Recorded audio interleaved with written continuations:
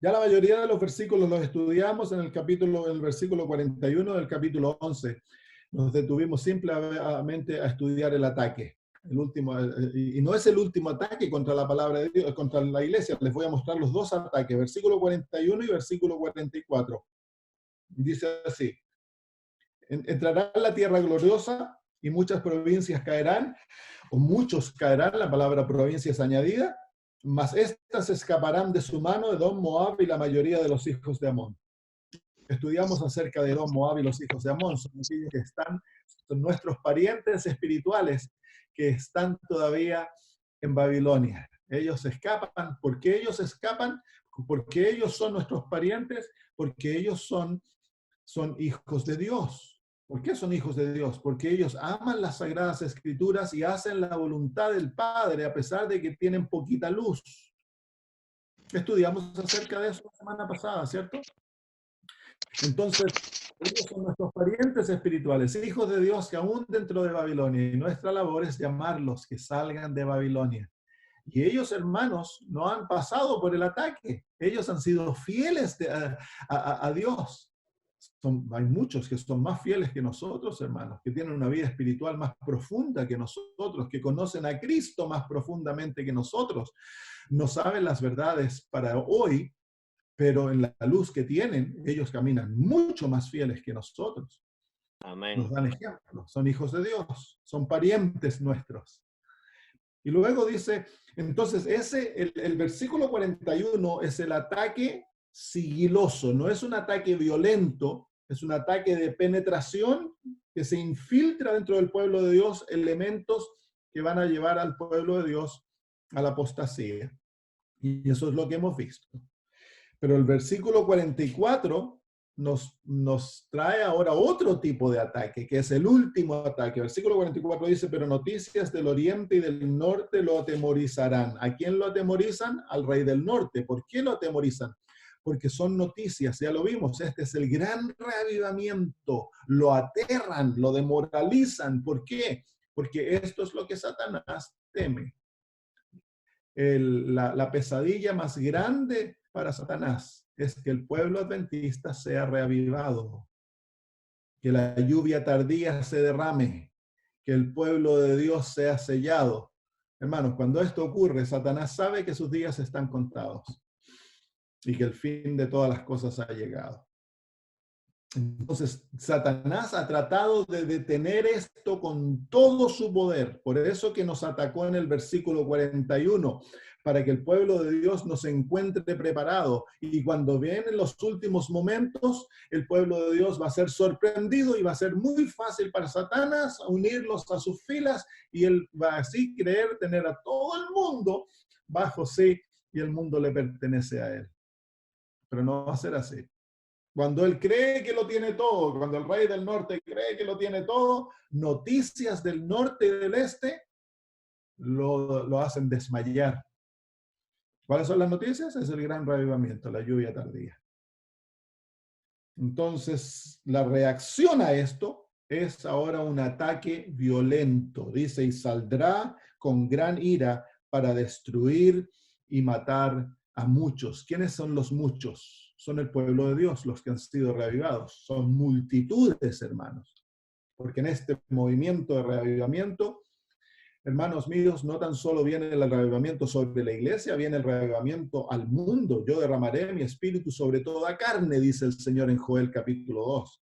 Así que va a haber una iluminación mundial, global, que despierta el mundo y a la misma vez hay un movimiento de abajo, hay un movimiento de engañoso. Hay dos reavivamientos, el reavivamiento divino y el reavivamiento satánico. Entonces se pelea, se batalla esta última batalla con estos dos reavivamientos llevando a cabo y la culminación del movimiento engañoso es que Satanás aparecerá como Cristo. Él va a manifestarse como que es Cristo viniendo. Sus ángeles se van a manifestar como los apóstoles y seguramente la Virgen María se les va a presentar a los católicos en muchas partes y todo esto y los ángeles del diablo se nos van a aparecer a nosotros como que fueran nuestros seres amados que han bajado al descanso para decirnos que la ley ha sido cambiada. Hermanos, es un engaño, es un ataque, el todo por el todo, dos reavivamientos. Y Dios nos va a dar tanto poder al pueblo de Dios, dice que nuestros rostros brillarán, dice la hermana White, con la gloria de Dios, y vamos a ir de casa en casa con los rostros iluminados, dice ella. Vamos a tener la experiencia de Moisés. Vamos a estar tan cerca con Cristo, viviendo tan cerca que nuestros rostros representarán la gloria de Dios. El mundo va a poder ver la gloria de Dios, el carácter de Dios, eso ya lo estudiamos. El último reavivamiento es una manifestación visible del carácter de Dios. El mundo va a ver en nosotros el carácter de Dios. Entonces, ese es el ataque violento. Pero no termina ahí. Dice, vámonos entonces al libro de Romanos. Queremos estudiar un poquito de esto. No Romanos, Apocalipsis. Apocalipsis capítulo 13. Estos son capítulos bien conocidos para nosotros, pero vamos a hablar un poquitito aquí acerca de la imagen de la bestia y de la marca de la bestia. Desde el versículo 11, en el capítulo 13 hay dos bestias. Está la bestia que sale del océano, del mar, y está la bestia que sale de la tierra. La bestia que sale del océano es el papado. El capítulo 13 nos presenta la historia completa del papado, desde su inicio hasta que reina con los 10 cuernos. Los 10 cuernos han sido coronados. El capítulo 11, el versículo 11 en adelante nos muestra a la segunda bestia. La segunda bestia es los Estados Unidos de Norteamérica. Dice, después vio otra bestia que subía de la tierra. La tierra, en este versículo, representa lo opuesto al mar. El mar o las aguas son las naciones del mundo donde el papado reinó. Y el papado reinó toda Europa, fue hasta África, fue a la India, fue a la China, después se fue a Sudamérica, Centroamérica y Norteamérica, Canadá. La única nación en el mundo que no fue controlada por el papado fue los Estados Unidos de Norteamérica, básicamente. Hay otras naciones pequeñas en los países musulmanes y todo esto, pero de una u otra manera el papado llegó con sus doctrinas, con sus enseñanzas a toda parte del mundo. La tierra entonces representa lo opuesto, si el mar representa así el antiguo mundo, la tierra representa el nuevo mundo. Y dice que subía de la tierra, note que sube, no conquista, sino que sube, crece a llegar a ser una nación. Toda la bestia en la profecía representa una nación, y esta sube, no conquista, no se devora otra nación, sino que simplemente sube. Entonces crece en paz, como una semillita que se planta y crece. De la misma manera, esta nación crece para llegar a ser una nación. Y dice que tenía 2 cuernos. Cuernos representan reyes, representan naciones, representan sistemas de poder. Y estos 2 cuernos, dice que son cuernos como de un cordero, semejantes a los de un cordero. Así que esta nación es una nación joven, no es una nación vieja. Porque no es un carnero, sino que es un cordero, es un corderito. Tiene cuernitos chiquititos, 2 cuernos. El hecho que es cordero representa que la naturaleza de esta nación, en sus orígenes, es una nación cristiana, porque representa a Cristo Jesús. La primera bestia es semejante al dragón. Así que es una nación satánica, a pesar de que se hace pasar por cristiana. No es cristiana por naturaleza, es satánica por naturaleza, porque se parece al dragón. Esta parece cordero. El cordero en las Sagradas Escrituras y en el libro de Apocalipsis representa a Cristo. Así que por naturaleza, esta nación es una nación protestante, que son los 2 sistemas de cristianismo cuando los Estados Unidos se levantó. Estaba catolicismo, que es la religión falsa, y el protestantismo, que Dios lo levantó para protestar contra los abusos del papado y desenmascararlo, era el profeta. Entonces ahí tenemos los dos sistemas de cristianismo. La nación del versículo 11 es una nación protestante. Entonces, uno de los cuernos, porque hay dos poderes que gobiernan al ser humano, ya lo estudiamos, el rey del norte y el rey del sur. Pero hay dos poderes, está el poder político y está el poder religioso. Y los dos cuernos están separados. En el papado, el poder político y el poder religioso están unidos. Pero en esta nación, estos dos principios están separados. El republicanismo, el sistema de gobierno político, y el protestantismo, la iglesia o la filosofía religiosa que gobierna a esta nación, están separados. Y luego dice, pero hablaba como dragón. Así que cuando el cordero aprende a hablar, le sale entonces la voz de dragón. Tristemente hay un cambio en la naturaleza de esta nación, que eventualmente la lleva a ser un lobo cubierto por una piel de cordero. ¿Se acuerdan ustedes que el Señor Jesús dice que los profetas falsos vienen a vosotros como corderos, pero dentro de ellos son lobos rapaces? Eso es lo que ocurre con esta nación. Esta nación fue un profeta verdadero, pero llega a ser un profeta falso. Parece cordero, pero realmente es dragón. Por eso la Biblia lo llama el profeta falso. Entonces, es los Estados Unidos de Norteamérica. ¿Cómo habla una nación? ¿Cómo va a ser que esta nación va a llegar a ser dragón? Es a través de sus leyes. ¿Cuál es la naturaleza de una nación? Es su constitución. La constitución de una nación representa la naturaleza de la nación. Las palabras de la nación representan las leyes a través de las cuales la nación habla. Entonces, por naturaleza por constitución, es una nación cristiana, es una nación que representa los principios bíblicos de dar libertad de conciencia, de separar la iglesia y el Estado, de permitir que todos puedan llegar a alcanzar su desarrollo máximo, todos pueden trabajar duro y tener buena economía, una nación que abrió las puertas a todos los del mundo, los perseguidos, los pobres, y los invitó a venir a ellos. Por naturaleza es una nación cristiana, por constitución, y los Estados Unidos todavía es, por constitución, representa al Cordero, porque la constitución no se ha cambiado. Pero pronto va a llegar el momento que va a cambiarse la constitución, se va a violar la constitución.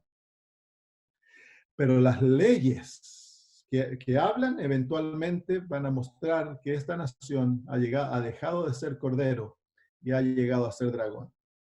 Entonces, versículo 12 dice así, y ejerce toda la autoridad de la primera bestia en presencia de ella. Ejerce la autoridad de la primera bestia en presencia de ella. ¿Cuál era la primera bestia? El papado. Así que aquí vemos claramente que la profecía muestra una unión entre los Estados Unidos y el papado, a dos niveles, político y religioso. En otras palabras, el Estado se une con el Vaticano y el protestantismo se une con el catolicismo. Eso ya se cumplió, hermanos. Yo lo he mencionado antes, de que hay evidencia bien clara de que para que cayera el comunismo ruso en los 90, al principio de los 90, durante los 80, se unieron a nivel político el Papa Juan Pablo II y el presidente Reagan. Y ellos formaron una unión política para hacer caer al comunismo ruso. Y eso está documentado. Hay un artículo en la revista Time que se publicó en el año 1991 que se tituló La Santa Alianza.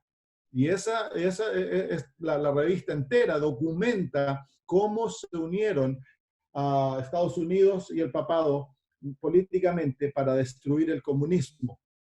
Así que esa unión ocurrió. Y a nivel religioso, en los 90 se firmaron muchos documentos entre protestantes y católicos a nivel no de miembros, sino que a nivel de líderes de estos movimientos. Se firmaron documentos diciendo de que ahora trabajarían juntos, que se unían para la evangelización del mundo.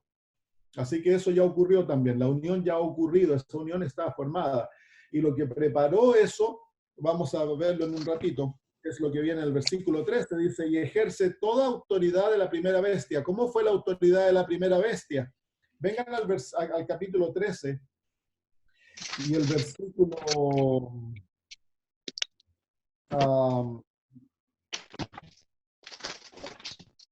capítulo 13, versículo 5 en adelante, dice, también se les dio boca que hablaba grandes cosas y blasfemias, y se le dio autoridad para actuar 42 meses, y abrió su boca en blasfemia contra Dios para blasfemar su nombre de su tabernáculo y de los que moran en el cielo. Y se le permitió hacer guerra contra los santos y vencerlos. También se le dio autoridad sobre toda tribu, pueblo, lengua y nación. Así que tiene una autoridad que le permite enseñar cosas contra la palabra de Dios, atacar al pueblo de Dios y gobernar el mundo entero. Así que Estados Unidos no ha llegado todavía a cumplir esta parte de la profecía. Lo va a llevar a cabo cuando imponga la ley dominical.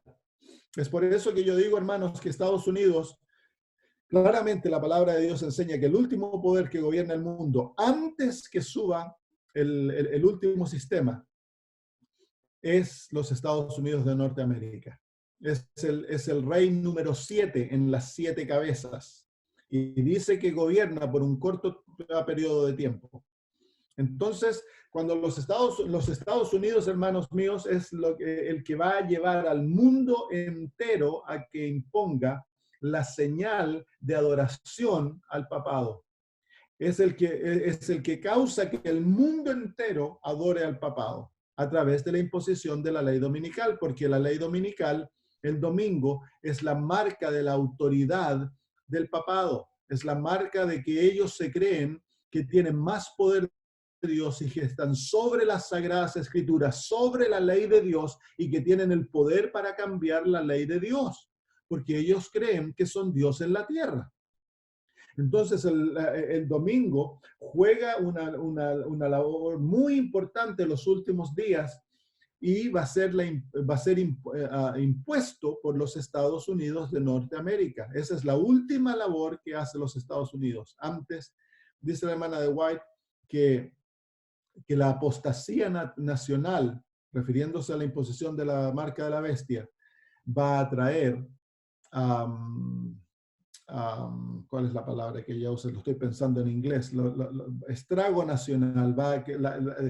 Estados Unidos va a quedar totalmente decimada, destruida, luego que haya esto. Ya se me va a venir la palabra. Entonces, el resultado de esto es que Estados Unidos entonces va a sufrir terribles consecuencias por haber llevado adelante esta labor. Entonces, en este momento, por ejemplo, estamos viendo que hay situación muy crítica entre Estados Unidos y la China. Y la China se está levantando como el próximo superpoder. Pero la China no va a llegar, hermanos. La Biblia claramente nos muestra que los Estados Unidos es el último poder y que luego de eso gobiernan los 10 reyes que le otorgan su poder al papado. Entonces, la China, algo le tiene que ocurrir a la China, porque la China no cumple ningún papel profético. Algo va a ocurrir, la China va a caer, algo le va a pasar a la China dentro de poco tiempo, porque no tenemos mucho tiempo, porque Estados Unidos tiene que mantener su condición de ser el poder que va a imponer la marca de la bestia en los Estados Unidos y luego el mundo entero lo sigue en su ejemplo. Luego, capítulo 13 y el versículo 12 dice, y ejerce toda la autoridad de la bestia en presencia de ella. Eso nos muestra que el papel importante, el papel visible lo cumple los Estados Unidos, el papel invisible lo cumple el papado. El papado está detrás, es en los Estados Unidos está delante. En otras palabras, todo lo que se ve, toda esta última obra, nosotros no vamos a ver al papado siendo sentado en un trono, tomando el poder y gobernando. No lo vamos a ver hasta el último. Durante todo el tiempo que se vea esto, por eso es que Dios nos ha dado la señal que la caída del rey del sur ocurre cuando ocurre este cataclismo económico, hermanos. Cuando eso ocurre, nosotros ya sabemos entonces que ocurrió el cambio de poder, pero el papado y el dragón siempre actúan en forma muy sigilosa. La marioneta que está siendo usada visiblemente va a ser los Estados Unidos de Norteamérica. Ejerce todo su poder, ejerce la autoridad de la bestia en su presencia. Así que el papado está detrás, Estados Unidos está adelante. Entonces van a ser las iglesias protestantes que van a cumplir, las hijas de la ramera que cumplen la labor de llevar esto a cabo, de hacer el cumplimiento de ello. Y hace que la tierra y los moradores de ella adoren a la primera bestia cuya herida mortal fue sanada. ¿Se fijan ustedes quién lo hace? Los Estados Unidos de Norteamérica, a través de sus dos brazos. El poder político y el poder religioso va a hacer que los moradores de la tierra adoren a la bestia. Y eso es cumplimiento. En el capítulo 13, en el versículo 3 y 4, dice, vi una de sus cabezas como herida de muerte, pero su herida mortal fue sanada. Y se maravilló toda la tierra en pos de ella. Y adoraron al dragón que había dado autoridad a la bestia, y adoraron a la bestia diciendo, ¿quién como la bestia y quién podrá luchar contra ella? ¿Quién es el que cumple esta labor de hacer que el mundo entero se maraville y adoren a la bestia? Es los Estados Unidos de Norteamérica y en forma específica el protestantismo va a llevar a cabo. El gobierno va a imponer leyes. El que hace que religiosamente se convenza al mundo de la adoración del día domingo es el protestantismo falso. Por eso que la Biblia lo llama el profeta falso. Así que claramente vemos esto. Miren, les voy a mostrar que en esto mismo, si vienen al capítulo 16, en la sexta plaga, el versículo 13 y 14, capítulo 16, versículos 13 y 14 dice, y vi salir de la boca del dragón y de la boca de la bestia y de la boca del falso profeta. Ahí está la última unión, la triple unión. La boca del dragón, Satanás actuando a través del espiritismo o de las religiones espiritistas, que son todas las religiones que no son cristianas. La boca del dragón, la boca de la bestia, este es el catolicismo, y del falso profeta, el protestantismo. Ahí tenemos la última, esta es la última Babilonia, la unión final. ¿Qué sale de ellos? 3 espíritus inmundos a maneras de rana. Espíritus, son ángeles, simbólicos por supuesto, pero son inmundos. Ahora son 3 espíritus. Se fijan ustedes aquí que esto, cuando nosotros miramos al capítulo 13, se ha formado una falsa deidad en la tierra. El dragón representa a Dios el Padre, la bestia que sale o el papado que sale del mar representa a Cristo, es el anticristo, y la bestia que sale de la tierra es el que toma el lugar del Espíritu Santo, es el anti-Espíritu Santo. Así que los 3 forman toman el poder, el lugar de Dios en la tierra. Es por eso que están enforzando el domingo, porque es la señal de su autoridad. El sábado es la señal de la autoridad divina, del verdadero Dios, del Dios creador. Ellos sacan la ley de Dios y ponen una ley humana para decir que ellos son Dios. Y miren lo que sale de la boca de ellos. Salen 3 espíritus que van a todo el mundo Y en el capítulo 14 de Apocalipsis encontramos que Dios, el Dios del cielo, envía también 3 espíritus, 3 ángeles a todo el mundo, con un mensaje para preparar al mundo y abrir los ojos del mundo en cuanto a quién se debe adorar y el asunto de Babilonia y de la marca de la bestia. Los otros 3 espíritus van al mundo y a los reyes de la tierra y los engañan para que se unan en esta batalla contra Dios. Versículo 14 del capítulo 16 dice, pues son espíritus de demonios que hacen señales y van a los reyes de la tierra en todo el mundo para reunirlos a la batalla de aquel gran día del Dios Todopoderoso. ¿Qué es lo que hacen? Señales. Quiero que mantengan esa palabra. En otras palabras, el mensaje de los 3 ángeles que va a todo el mundo encuentra un mensaje de 3 ángeles engañosos que están también yendo a todo el mundo para prepararlo para la batalla de Armagedón, la última batalla que se ha de pelear. Y hacen milagros. Dice que hacen señales. Quiero mostrarles en el capítulo 13 este tiempo de las señales. Dice en el capítulo 13, versículo 13.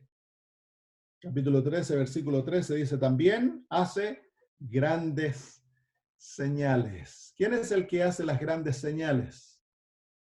Vengan al capítulo 19 y nos muestra aquí quién es el que hace las grandes señales. Capítulo 19 y versículo 19, o del versículo 20, dice, y la bestia fue apresada y con ella el falso profeta. Y ahora miren cómo describe al falso profeta, que había hecho delante de ella las señales con las cuales había engañado a los que recibieron la marca de la bestia y habían adorado su imagen. ¿Quién es el que hace las señales en la presencia de la bestia? Es el falso profeta. ¿Quién es el falso profeta? Es el protestantismo apóstata. Vámonos de vuelta al capítulo 13. Entonces, son las señales, son los milagros que van a engañar al mundo entero para aceptar la marca de la bestia. Los reyes de la tierra se unen por producto de estas señales, de estos milagros. Capítulo 13, versículo 13, también hace el falso profeta, el protestantismo. Es la parte religiosa de los Estados Unidos. Son las iglesias.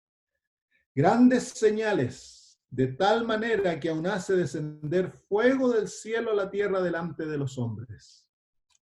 Fuego a la tierra.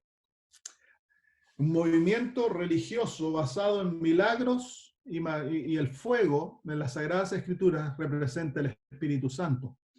Representa a Dios manifestándose. En nuestro medio tenemos el ejemplo del profeta Elías, cuando fuego cayó del cielo en respuesta a la oración. Este versículo nos muestra eso. Dios manifestándose. Y luego en el libro de Hechos, cuando el Espíritu Santo vino sobre la iglesia, se manifestó como lenguas de fuego en la cabeza de los apóstoles. Entonces, aquí tenemos un movimiento falso de la lluvia tardía, el derramamiento del Espíritu Santo, que se va a manifestar en milagros. Ahora, déjenme decir otra cosa, hermanos. Este movimiento esto ha tenido un cumplimiento parcial en otro movimiento que nació en los Estados Unidos también. Y es el movimiento del carismatismo, del movimiento carismático, que es un movimiento que está basado en milagros y en lo que ellos llaman el Espíritu Santo. El fuego, y hablan del fuego, y hablan de ser ungidos del Espíritu Santo, y ellos creen que tienen el poder del Espíritu Santo. No pierdan Apocalipsis, vengan al libro de Mateo. Mateo capítulo 24, el Señor Jesús aquí nos habla de este movimiento. Mateo 24.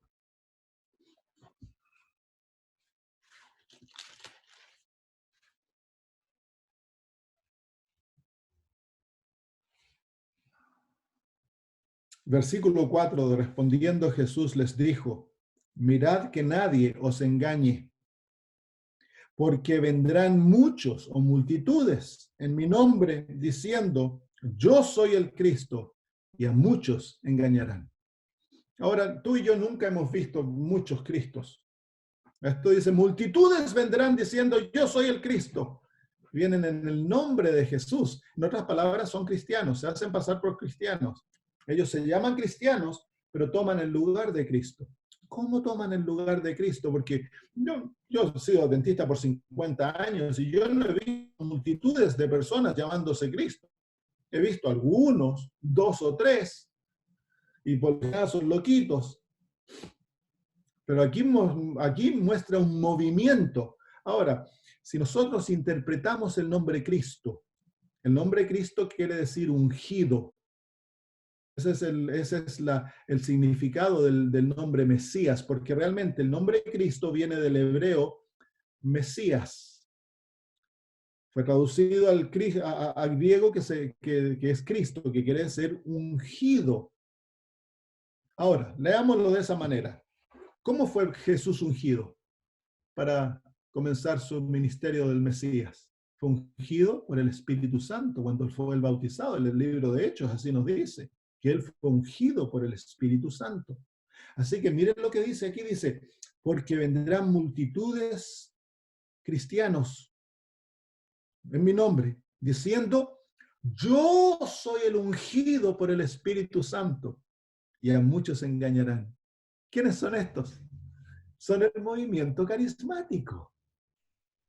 No son ellos los que se dicen, nosotros somos ungidos, y los ves predicando en la televisión y siempre hablando del ungimiento y que ellos han sido ungidos por el Espíritu Santo y que ellos ¿saben lo que ellos están diciendo? Yo soy el Cristo. Al decir yo soy ungido por el Espíritu Santo, ellos están clamando ser el Cristo, pues. Entonces el movimiento carismático pentecostal es el movimiento mentiroso que prepara a las iglesias de los Estados Unidos para cumplir su parte profética. ¿Por qué? Porque es el carismatismo que ha creado una mentalidad en las iglesias cristianas que las doctrinas no son importantes, que la verdad no es importante, que todo lo que vale es el amor, y que ahora tenemos que tener una experiencia, tenemos que experimentar a Cristo. Y eso es verdad, pero ellos han sacado del enfoque la verdad, la han minimizado, la han sacado, y ahora el tener una experiencia, sentir algo, el tener un sentimiento, eso es lo que ha tomado el lugar. Entonces ahora se ha creado un sistema de culto, un sistema de adoración que va de acuerdo a eso.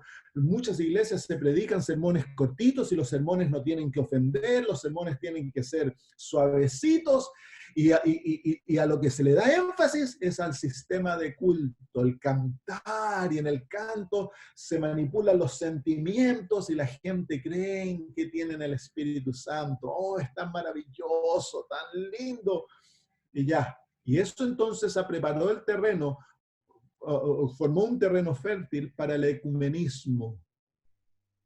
Y el ecumenismo fue donde el movimiento ecuménico permitió que se unieran las iglesias de distintas denominaciones, abandonaran las cosas que los separaran, y la hermana White muestra eso como señal, cuando las iglesias mayores de los Estados Unidos se unan dejando de lado aquellos puntos que los separaban, dice ella. Ese es el ecumenismo. Ya Dios nos había dicho que va a ocurrir el catolicismo con el protestantismo, las distintas iglesias protestantes se unen, y lo que lo ha permitido que ocurra es el movimiento carismático que ha penetrado en todas las denominaciones, desde el catolicismo hasta el adventismo, ha entrado a todos lados el movimiento carismático. Y el espiritismo también. Bueno, el movimiento carismático trae el espiritismo porque es un movimiento espiritista. No, ellos están motivados por un falso espíritu, no tienen el verdadero Espíritu Santo. Ahora, yo estoy hablando, hay gente, en todos estos movimientos hay gente, hermanos, que aman al Señor de todo corazón, y el Espíritu Santo está trabajando con ellos y a través de ellos. No tenemos que nosotros juzgar, nosotros estamos juzgando movimientos, no estamos juzgando individuos aquí. Es como la iglesia adventista. La iglesia adventista como movimiento es el movimiento de Dios, pero dentro de la iglesia hay líderes y hay miembros que son falsos, pues hermanos, no han sido convertidos. Dentro de estos movimientos son movimientos caídos, pero dentro de ellos hay verdaderos hijos de Dios. Están los moabitas, los edomitas y los amonitas dentro de ellos que aman al Señor. Pero entonces lo que nos muestra aquí, hermanos míos, ahora, yo no sé si ustedes se dieron cuenta, hace algunos años atrás hubo un pastor de la iglesia anglicana que se levantó en Estados Unidos, me parece que fue en Inglaterra, no, fue en Estados Unidos. No me acuerdo su nombre, él después murió en un accidente de moto. Y él se levantó con el mensaje que Dios le había mostrado, que el protestantismo ya había dejado de existir y que había llegado la hora que las iglesias protestantes volvieran a la iglesia madre. ¿Se acuerdan de ese hombre? Tony Fue Palmer. corto. ¿Ah? Tony Palmer. Sí, él mismo, el pastor Palmer. Y hubo una reunión en las cuales los líderes de las iglesias protestantes y carismáticas se juntaron para tener una conferencia con el Papa. Y el Papa les habló, el Papa Francisco les habló a través de una reunión de internet. ¿Ustedes se acuerdan haber visto eso? Y se levantó, ¿cómo es que se llama él? Un pastor carismático muy famoso de estos evangelistas de televisión.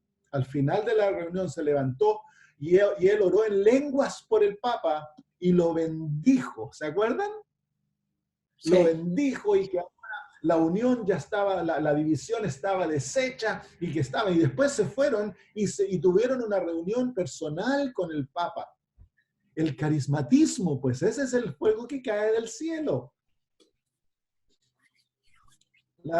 ¿Cómo se llama? El reavivamiento falso. Ahora, esto se va a volver más grande. Eventualmente, hermanos míos, lo vamos a ver en forma literal. La hermana White habla, dice que va a caer fuego del cielo y que van a haber milagros increíbles. Pero lo que nos importa más a nosotros es la aplicación simbólica, porque ahí nos está mostrando el falso reavivamiento.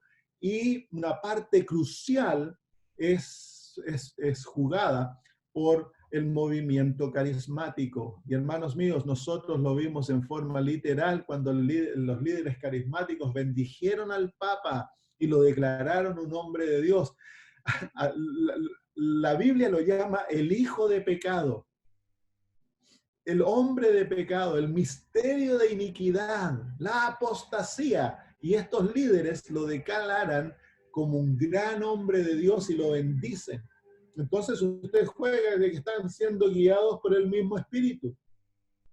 Por el mismo espíritu. El carismatismo es lo que va a proveer el poder espiritual al falso profeta, porque el carismatismo juega directamente con el espíritu falso, hermanos. Interesante, ¿no? Interesante cómo se va viendo el cumplimiento de las cosas. Así que el versículo 13 nos muestra el gran reavivamiento espiritual falso que va a ocurrir dentro del mundo. Los 3 espíritus inmundos que son enviados a todo el mundo para atraerlos al Dios falso. Versículo 13, también hace grandes señales de tal manera que aún hace descender fuego del cielo a la tierra delante de los hombres. Versículo 14, esto nos muestra que es falso. Y engaña a los moradores de la tierra con las señales que se les ha permitido hacer en presencia de la bestia. Engaña a los moradores de la tierra. En forma primordial, los moradores de la tierra son la gente que vive en Estados Unidos, pero en forma extensiva, eventualmente, es a todo el mundo, porque el movimiento comienza en los Estados Unidos de Norteamérica. Allá es donde comienza el movimiento. Y luego dice, mandando, ¿cuál es el propósito de este movimiento espiritual? ¿Cuál es el objetivo? Aquí nos indica, dice, mandando a los moradores de la tierra que hagan imagen a la bestia que tiene la herida de espada y vivió. Así que ¿cuál es el objetivo del movimiento de reavivamiento falso? Es que en los Estados Unidos se haga una imagen de la bestia. Entonces, el resultado de este movimiento es que dentro de los Estados Unidos se va a levantar una imagen de la bestia. Esto no es una imagen literal, no es que en Estados Unidos se va a hacer una imagen del Papa. No, hermanos, puede que eso se haga, pero eso no es el cumplimiento de la profecía. El cumplimiento de la profecía es que dentro de los Estados Unidos se va a copiar el sistema papal. ¿Y cuál es el sistema papal? Es la unión entre iglesia y Estado, donde la iglesia usa al Estado para que el Estado pase leyes que controlan al ser humano y enfuerzan las creencias de la iglesia.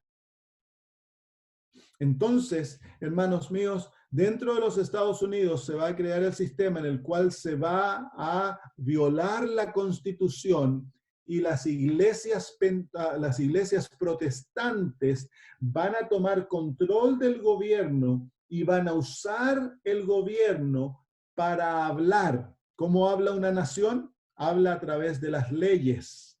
Así que van a pasar leyes que van a violar la libertad de conciencia. Esta señal, la hermana de White la da como la señal que nos muestra que el tiempo del fin ha llegado.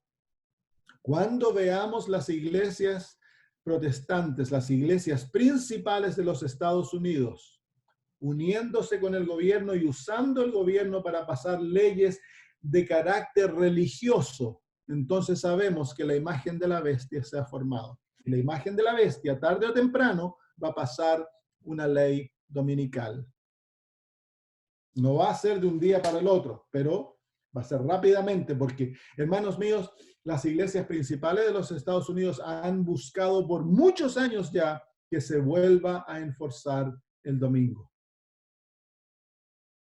Por muchos años ellos han tratado de usar el gobierno para traer a Estados Unidos de vuelta a Dios. Y ahora están usando nuevamente, hay varios líderes religiosos prominentes de los Estados Unidos hablando de que se debe usar este tiempo. Ahora que estamos todos acostumbrados a estar en la casa, tranquilitos, y cuando volvamos a lo normal, que no volvamos totalmente a lo normal, sino que todavía haya un día a la semana para que las familias sigan juntas y las familias tengan tiempo y vayan a la iglesia y todas esas cosas, y que el domingo se debe mantener como resultado de esta pandemia, están diciendo, para el bienestar de Estados Unidos. Ahora, ¿va a pasar eso o no? No sé, pero tarde o temprano, hermanos míos, va a ocurrir. Ahora, es bien interesante ver que con el gobierno de Trump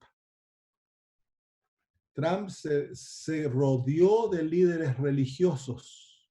El vicepresidente es un católico muy dedicado. Y usted escucha lo que los carismáticos y los protestantes están diciendo de Trump. Trump es uno de los presidentes más corruptos que ha existido en cuanto a su vida personal. Y sin embargo, para ellos es el hombre de Dios. ¿Por qué es el hombre de Dios? Porque Trump les ha prometido darles poder. Y está rodeada, la Casa Blanca está llena de líderes protestantes y carismáticos que están orando. Los consejeros de Trump son todos religiosos, hermanos, porque él les prometió darles poder para llegar a ser presidente. Fue una de las condiciones. Entonces ahora vemos que la situación, si Dios así lo permite, está lista. Pronto, hermanos míos, la situación en América va a llegar a ser terrible. Ya la situación económica en América es terrible. Pero pronto van a llegar a haber circunstancias tan terribles que el pueblo va a demandar que se traiga a América de vuelta a Dios. Y la manera en la cual se va a traer a América de vuelta a Dios es pasar leyes de carácter religioso. Las iglesias pasarán leyes de carácter religioso usando al gobierno, y eso nos indica que ya el tiempo del fin llegó. ¿Por qué? Porque pronto entonces seguirá la ley dominical, y esa es la última batalla. Esa es la imagen de la bestia. ¿Qué es la imagen de la bestia? Es la unión de iglesia y Estado en los Estados Unidos. Y miren lo que nos muestra Apocalipsis 17. Apocalipsis 17.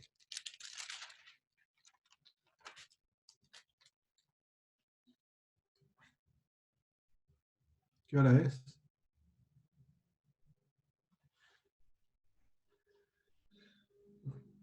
Son 10 para las 9 ya. Uy, ya se me alargó. Se me alargó la lata.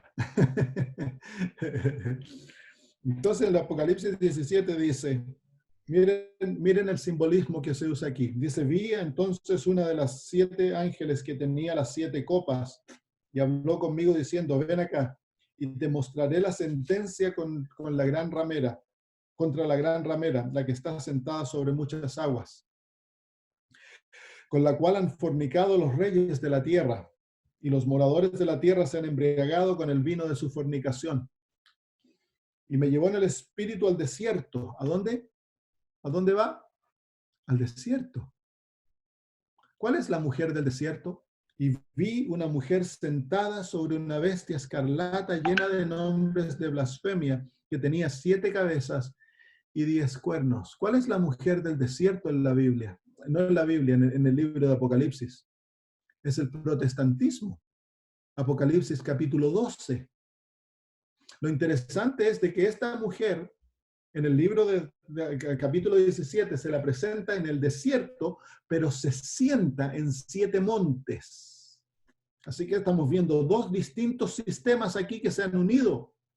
La mujer del desierto, la mujer fiel de la Edad Media, ha apostatado y ahora se une a la mujer que está sentada en las 7 montes. Por eso cuando se le da el nombre, tiene el nombre Babilonia y la madre de las rameras. Están unidas en los 2 símbolos y se sientan sobre la bestia. La bestia representa el papado, pero también representa el poder civil. O sea, la Iglesia Católica y la Iglesia Protestante se sientan en el papado, la religión falsa, controlando el Estado. Este es el último cuadro que tenemos de la religión gobernando el mundo, el rey del norte. Entonces, aquí tenemos claramente lo que la Biblia nos está enseñando, hermanos míos, que dentro de los Estados Unidos se forma entonces la imagen de la bestia, y la imagen de la bestia va a ser el motivador para traer la ley dominical, que es la marca de la bestia. Y eso ya lo sabemos, ustedes lo han estudiado, no necesitamos estudiarlo en forma. Vamos de vuelta a Daniel capítulo 11. Quiero terminar la historia de estas profecías hoy. El capítulo 11 dice, el versículo 44, pero noticias del norte y del oriente y del norte lo atemorizarán. Ese es el gran reavivamiento, la lluvia temprana y tardía.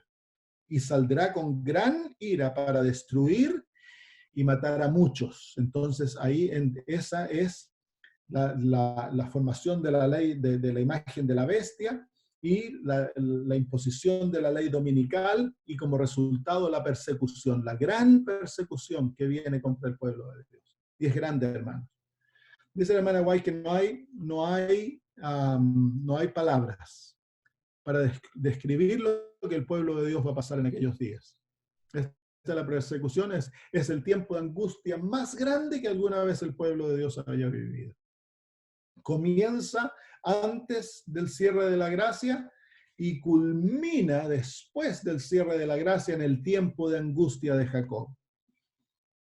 La angustia, el tiempo más grande. Aquí, hermanos míos, van a haber millones de hijos de Dios que van a ser muertos como mártires. Sí, el martirio vuelve. Muchos de nosotros vamos a tener que sellar nuestro pacto con Cristo con nuestra sangre. ¿Y por qué? Porque la sangre del mártir, dice la historia, es como la semilla. Dios permite que sus hijos mueran por su fe, porque uno es el privilegio más grande que se le ha dado a un ser humano, el morir por Cristo. ¿Saben ustedes que los apóstoles, para ellos era un regalo, un don de Dios el morir por Cristo? Y porque Cristo había muerto por nosotros, el santo, el puro, murió por nosotros. Para ellos el mostrar su amor a Cristo y su fe por Cristo a través de su sangre era el privilegio más grande que se les haya otorgado. Pero a la misma vez, cuando mueren los mártires, Esto despierta dentro de los que están mirando y los que están testificando esto, que no son cristianos, que no son hijos de Dios, despierta entre ellos el deseo de tener la misma experiencia. Y uno que muere levanta multitudes que se convierten a Cristo Jesús. Entonces Dios nos va a dar la gracia necesaria. Bástate de mi gracia, dice. Dios nos da gracia de acuerdo a las situaciones que pasamos. Y cuando llegue este tiempo, Dios va a derramar su espíritu y nos va a dar la gracia para tener el coraje, la valentía necesaria para morir por Cristo Jesús. Entonces van a haber muchos. Y eventualmente el pueblo de Dios va a llegar a un grupito, a los 144,000. Y son los 144,000 que van a pasar vivos por el tiempo de gran angustia, luego que se cierre la gracia. Y ellos van a derrotar al reino del enemigo por dentro. Y van a vindicar el carácter de Dios. Porque ahora el único que ha podido vivir totalmente una vida perfecta, sin pecar, ha sido Cristo Jesús. Dios va a tener por lo menos 144,000 que van a vivir como Cristo Jesús vivió y van a ser como Cristo totalmente.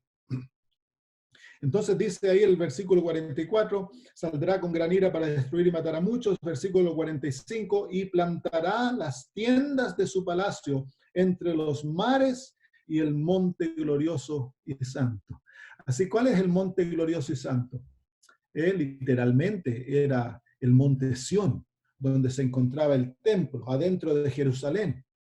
En el monte Sión, el monte glorioso y santo. Entonces el último ataque rodea toda la tierra. El Papa tiene toda la tierra y viene a destruir al pueblo de Dios que se encuentra ¿dónde? En el monte glorioso y santo.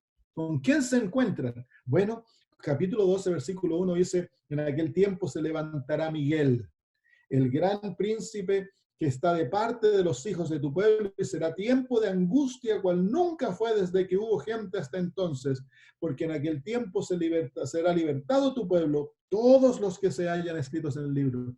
Así que, hermanos míos, este es el tiempo de gran angustia que ocurre después del cierre de la gracia, cuando están tan solo los 144,000.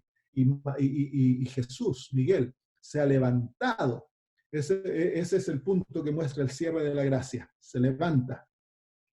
¿Por qué se levanta? Está de pie. Porque si ustedes se acuerdan, cuando comenzó el ministerio de Cristo en el lugar santo, el mártir Esteban lo vio a Jesús de pie con el Padre. ¿Se acuerdan? Cuando él dice que se abrió los cielos y vio a Cristo de pie. Entonces a eso muestra el comienzo de su ministerio de los cielos. Un profeta nos muestra. Y aquí un profeta nos muestra que cuando termina el periodo de la gracia, que es la intercesión y el juicio de Jesús en nuestro favor, Jesús está de pie. Esas son las señales. Se acaba el tiempo de la gracia, Cristo deja de ministrar por nosotros. ¿Por qué? Porque ya no es necesario, el pueblo de Dios ha aprendido a no pecar, entonces ya no es necesario ministrar en nuestro favor. Y ahora Jesús viene y se nos une, no vamos a estar solos en ese tiempo. El libro de Daniel, capítulo 3, nos muestra cuando se imponga la ley, la pena de muerte, y los hijos de Dios sean echados en el horno, el tiempo de angustia más grande, el tiempo de gran angustia, ese es el símbolo del horno de fuego 7 veces más caliente. Los hijos de Dios son echados ahí. Eso es lo que la Biblia llama el tiempo de angustia de Jacob. Jesús aparece entre ellos. Los adventistas siempre hemos tenido miedo que vamos a pasar ese tiempo solos. Hay una cita de la hermana de White que ha sido mal entendida. Dice que vamos a tener que estar ante la presencia de un Dios santo, sin un intercesor. Y a eso le ha causado miedo a los adventistas. Vamos a estar solos, se retiró el Espíritu Santo, ni siquiera vamos a tener el Espíritu Santo, dicen, y eso ha causado terror. Hermanos míos, esa cita nos muestra un pueblo que va a ser capaz de vivir ante los ojos de Dios Santo, sin necesidad de intercesores. Es una promesa, no hay que tener miedo. Dios nos está mostrando que la obra de gracia se va a haber cumplido totalmente en el pueblo de Dios. ¿Y por qué no vamos a tener intercesor? Porque Jesús deja de interceder. ¿Para qué? Porque viene a unirse a nosotros en el fuego. No vamos a estar solos, el Señor Jesús va a estar con nosotros. Y el Espíritu Santo se retira del mundo, pero no se retira del pueblo de Dios. Nunca os dejaré, dice el Señor Jesús. Voy a estar con vosotros hasta el fin del mundo. Cuando pasemos por el fuego, Él va a estar con nosotros, hermanos. Nunca, nunca solos. Nuestro Dios no nos abandona para que pasemos solo por este periodo. Es el tiempo en que Cristo viene a estar junto con nosotros y está en el medio del fuego con nosotros. Y los ángeles también van a estar con nosotros. Claro, los ángeles nos van a estar protegiendo. Usted ve las descripciones en el libro el conflicto de los siglos, que los ángeles vienen a protegernos. Ahora, cuando se cierra el tiempo de gracia, ya nadie más muere. Antes del cierre del tiempo de la gracia, no va a haber muchos mártires. Una vez que se cierra el tiempo de gracia, ya no hay más muertes, porque se cumplió la labor, ya no hay más gracia para ser salvos. El mundo ha hecho su decisión, la iglesia ha hecho su decisión. Entonces ahora ya no hay beneficio en la muerte de un hijo de Dios. Por lo tanto, se cumple y ya no hay más mártires. El grupo de los 144.000 ha sido formado. Miren el libro de Apocalipsis capítulo 14. Se nos muestra este ataque, pero de la parte positiva se muestra cómo el pueblo de Dios va a estar con Cristo, que está de pie. Capítulo 14, versículo 1, dice: después miré, y he aquí el Cordero estaba en pie. Este es Miguel, puesto de pie, sobre el monte Sión, el monte glorioso santo, y con él 144.000 que tenían el nombre de él y de su padre escrito en las frentes. Así que miren, aquí se encuentra claramente a los 144.000 con Cristo Jesús en el monte glorioso santo. El monte glorioso santo es símbolo del pueblo de Dios, con Cristo Jesús, unidos a él, la iglesia. Y alrededor de ellos, el mundo entero ahora en rebelión. Han venido contra ellos para ejecutar la pena de muerte, para ser destruidos. Y es en ese momento que están cayendo las plagas, ya han caído 5 plagas, y ahora viene la plaga sexta, que es la plaga sobre el río Éufrates. ¿Cuál es el río Éufrates en la Biblia? Vamos al libro del capítulo 16. Ya leímos un poquito de esto, lo vamos a explicar, porque quiero concluir con la liberación del pueblo de Dios.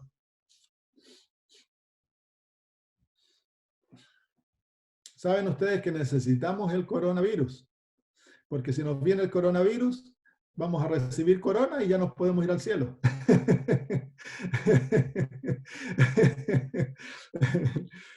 Apocalipsis capítulo 16, versículo 13 dice: y vi salir de la boca del dragón y de la boca de la bestia y de la boca del falso profeta 3 espíritus inmundos a manera de rana. Perdón, versículo 12 del capítulo 16.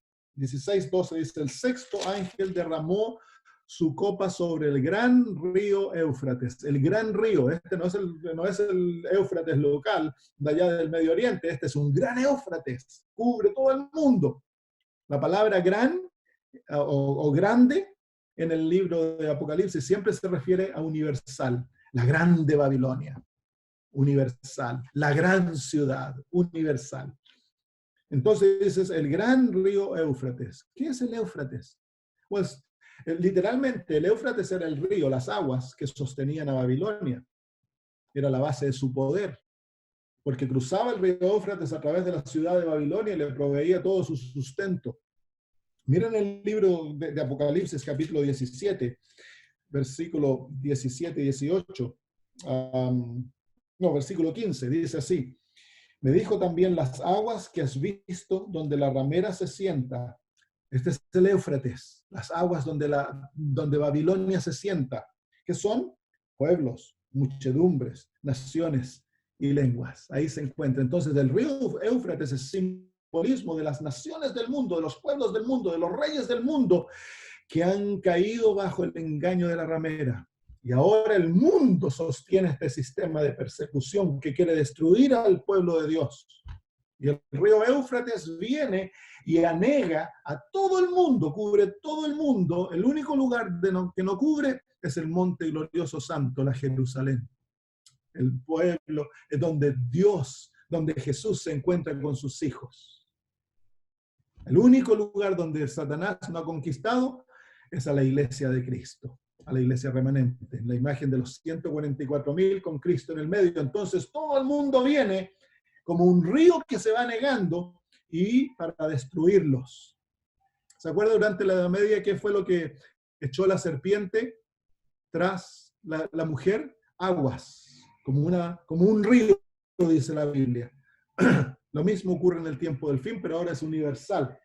Todo el mundo en contra de Cristo. Esta es la batalla del Armagedón. No es una batalla política, es una batalla religiosa. Es una batalla de las fuerzas del mal contra las fuerzas del bien, en la presencia de los hijos de Satanás y los hijos de Dios. El mundo ha sido dividido en dos grandes grupos.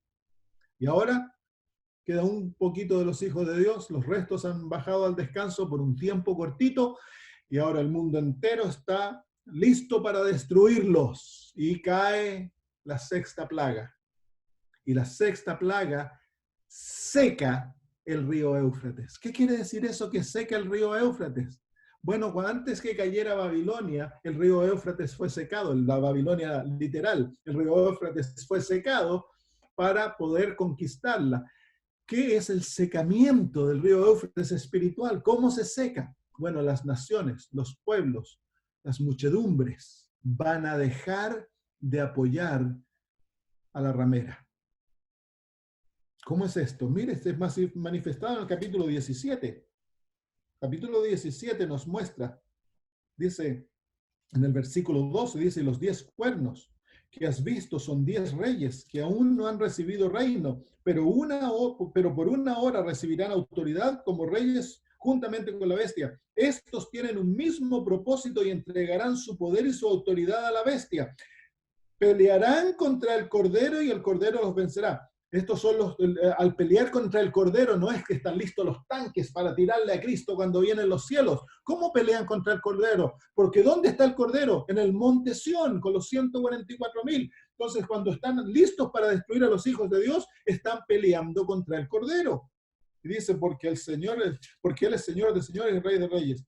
Y los que están con Él son llamados, elegidos y fieles. Versículo 16. Y los 10 cuernos que viste en la bestia, estos aborrecerán a la ramera. Ahí está el secamiento del río. Y la dejarán desolada y desnuda y devorarán sus carnes y la quemarán con fuego. Así que aquellos que apoyaban al sistema, los reyes de la tierra, las muchedumbres, las naciones, se vuelven en contra de la ramera. Y ahí viene la séptima plaga, que es la destrucción de Babilonia. El gran terremoto. ¿Cuándo ocurre esto? Si ustedes leen el conflicto de los siglos, la hermana White dice que al momento cuando el pueblo de Dios va a ser destruido, comienzan a pasar cosas sobrenaturales. Los ríos dejan de correr. El sol sale en el medio de la noche. Y luego vienen las manos de Dios aparecen en el cielo con las tablas de la ley. ¿Lo han leído? Sí. Y la hora en que Jesús va a venir es declarada, y es ese momento cuando el mundo se da cuenta que han sido engañados. Las tablas de la ley con el cuarto mandamiento, con una luz alrededor, y ellos se dan cuenta que han sido engañados, y ahora ellos se dan vuelta y atacan a sus líderes religiosos, los acusan. Lean el libro en el capítulo El pueblo de Dios liberado. Ahí se nos muestra el secamiento del río Éufrates.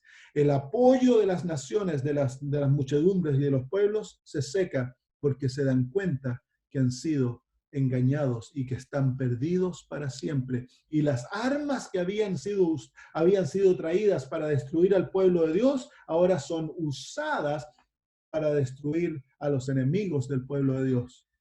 En el libro de Daniel capítulo 3, los que van a echar al pueblo de Dios en el fuego, en vez del pueblo de Dios morir, los 3 hombres, ¿qué pasa? Ellos son los que mueren, los enemigos. Entonces esa es la sexta plaga. Vamos de vuelta a Daniel 11. Perdone que me extienda, hermanos, pero quiero terminar con esto para que vean la historia completa. Entonces Daniel 12 ahora. Versículo 45 de Daniel 11 dice, y plantará las tiendas sobre sus palacios, entre los mares y el monte glorioso y santo. Aquí se encuentra el último ataque, cuando va a ser infligida la ley de muerte. Pero ¿cuál es el resultado? Mas llegará a su fin y no tendrá quien le ayude. El rey del norte, que conquistó todo el mundo, llega a su fin en la plaga séptima y no tiene quien le ayude. Ustedes leen Apocalipsis 18, es la destrucción. de Babilonia, del rey del norte, y no tiene quien le ayude, nadie le ayuda. Algunos se lamentan y lloran, pero no hay nadie que le ayude. ¿Por qué? Porque se secó el río Éufrates. Y luego dice, en aquel tiempo se levantará Miguel, el gran príncipe que está de parte. ¿Cuál es el tiempo cuando se levanta? El fin del tiempo del fin. El tiempo del fin comienza en 1798 y va hasta el cierre de la gracia cuando Miguel se levanta. Así cuando dices, en aquel tiempo se levantará, aquel tiempo es el fin del tiempo de la gracia. Y dice, para que los hijos de tu pueblo, y será tiempo de angustia cual nunca fue desde que hubo gente hasta entonces, pero en aquel tiempo será libertado tu pueblo. Así que ahora viene un tiempo que es corto. Tenemos los 1260 años, 1798. 1798 hasta el fin del tiempo de la gracia es el tiempo del fin. Y cuando se cierra la gracia, hasta la liberación del pueblo de Dios, es el tiempo de angustia que nunca ha habido. Y en eso culmina con la liberación del pueblo de Dios. Miren lo que ocurre con la liberación del pueblo de Dios. En aquel tiempo será libertado tu pueblo, todos los que se hayan escrito en el libro. Todavía no es la segunda venida de Cristo. Dice así, y muchos de los que duermen en el polvo de la tierra serán despertados, unos para vida eterna y otros para vergüenza y confusión perpetua. Aquí ocurre una resurrección parcial que nosotros la llamamos. Esta es la resurrección parcial que ocurre algún tiempo antes, a lo mejor algunos días antes que venga Jesús. ¿Quiénes se levantan? Se levantan todos aquellos, en el pueblo de Dios se levantan, resucitan todos aquellos que murieron en la predicación del tercer ángel. Así que todos aquellos hijos de Dios que murieron predicando el tercer ángel y la esperanza de ver a Jesús venir en las nubes de los cielos, aquellos mártires que murieron algún tiempo antes, semanas o meses antes, que murieron antes que se acabara el tiempo de la gracia, ellos ahora son resucitados antes que Cristo venga. Ustedes pueden leer esto en el conflicto de los siglos, donde la hermana de White habla de la resurrección parcial, antes de la segunda venida de Cristo. Ellos se resucitan, y también los enemigos peores de la verdad se van a levantar para ver venir a Cristo Jesús. En la resurrección general, voy a tomar un poquito de agua, porque he hablado tanto que casi se me secó la garganta. En la resurrección general ocurre cuando Cristo ya regresó. Él ya está aquí. Entonces Él llama y resucita a sus hijos que han muerto durante todas las edades. Ellos no lo van a ver, no lo van a ver viniendo. Ellos ya lo van a ver cuando llegó. Pero el pueblo adventista, millones de hijos de Dios que han bajado al descanso en la esperanza de ver a Jesús venir. Cada generación adventista ha muerto creyendo que ellos eran la última generación, ¿cierto? Han muerto con la esperanza, Cristo viene en mis días, Cristo viene, y han muerto, han bajado al descanso. Bueno, hermanos míos, ellos, todos, y los que muramos como mártires, vamos a tener el gozo de levantarnos a ver los últimos momentos. Vamos a ver la séptima plaga y vamos a ver la venida de Cristo Jesús. Qué maravilloso, ¿no? Entonces no hay que tenerle miedo a ser mártires, y vamos a morir y vamos a dormir por un poquito tiempo y después el Señor nos va a levantar gloriosos, nos va a salvar del tiempo de angustia. A mí me gustaría pasar por el tiempo de angustia y ser parte de los 144,000, pero yo siempre he sentido de que yo voy a ser un mártir y oro para que el Señor me prepare para ello. He tenido 2 sueños en las últimas semanas. En un sueño soñé de que yo estaba arrodillado y que alguien tenía una pistola y que me iban a ejecutar, y yo sabía que me iban a ejecutar producto de mi fe. Y en el momento que dispararon, desperté. Y luego tuve otro sueño otro día, de que yo estaba en la cárcel y estaba en una celda pequeña y había justo entrado otro muchacho a la cárcel conmigo y era uno de mis estudiantes, un muchacho que yo preparé para ser misionero. Y estábamos ahí y de repente yo estaba con mi rostro mirando hacia el suelo pensando y luego levanto mi cara y veo a Jesús parado afuera de la celda. Y estaba mirando, tenía un rostro tan maravilloso y yo lo veo y me arrodillo y le digo, oh Señor Jesús, eres tú, le digo. Y el Señor Jesús, estaba el guardia a un lado de la celda, él no se inmutaba por lo que estaba pasando, y yo me postro y le hablo al Señor Jesús, y luego el Señor Jesús le habla al muchacho, que recién estaba en la cárcel, le dio algunos consejos, y luego me mira a mí, y cuando me mira su rostro, tan hermoso, me llenó de un sentido de un amor tan lindo. Entonces yo le digo, no hallaba qué decir, no tenía palabras, y yo le digo, Señor Jesús, el Padre recién me dijo que me ama. Y él me dice, oh, sí, eso es gran verdad, me dice, y yo te amo también. Entonces, oh, tan maravilloso. Entonces yo le digo al Señor, Señor, ¿me podrías dar tu espíritu? Y puso su mano así y fue, sopló, y ahí desperté. Entonces esos dos sueños a mí yo pienso que voy a ser encarcelado y que luego me irán a ejecutar producto de mi fe. No tengo miedo alguno, pero está en las manos del Señor, puede que simplemente hayan sido sueños. Pero hermanos, no debemos tener miedo. El único miedo que debemos tener es el miedo de no estar en Cristo Jesús. El único miedo que debemos tener, hermanos, es el no entregarle todo a Cristo, el no caminar con Él, el no amarle como Él merece ser amado y el ser desobedientes. Ese es el miedo que debemos tener. La Biblia llama eso el temor de Jehová. Y el primer mensaje de los ángeles nos enseña a temer a Jehová. ¿Qué es temer a Jehová? El amarlo, el obedecerle, el dedicar nuestra vida a Él totalmente y hacerlo el número uno en nuestra vida, que nada ni nadie nos lleve a hacer otra cosa sino lo que Jehová dice. Ese es el temor de Jehová.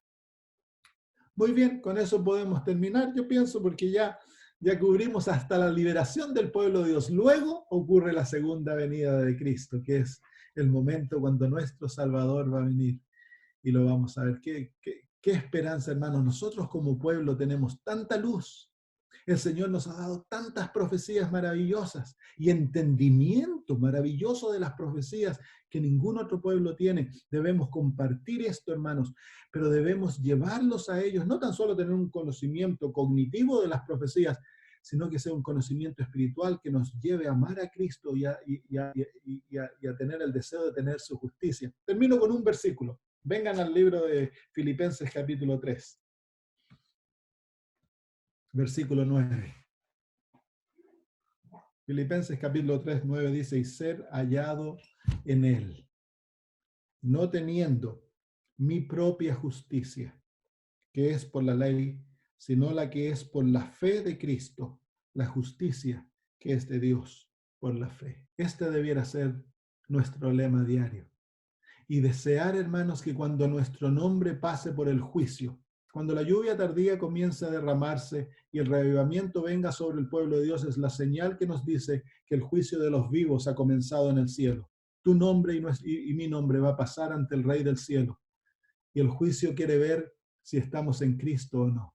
Entonces debemos decir, hermanos, nuestra oración y nuestra vida debe estar dedicada a no tener nuestra justicia, sino que la justicia de Cristo, que su carácter se revele en nosotros por la fe, que seamos cubiertos, justificados y santificados a través del poder del Espíritu Santo en nuestras vidas, para que cuando nuestro nombre pase y comparezcamos ante el juicio divino, Jesús pueda representarnos y decirle al Padre, Padre, mi justicia está en ellos, mi carácter se encuentra en ellos, son mis hijos, por lo tanto, absuélvelos, Padre.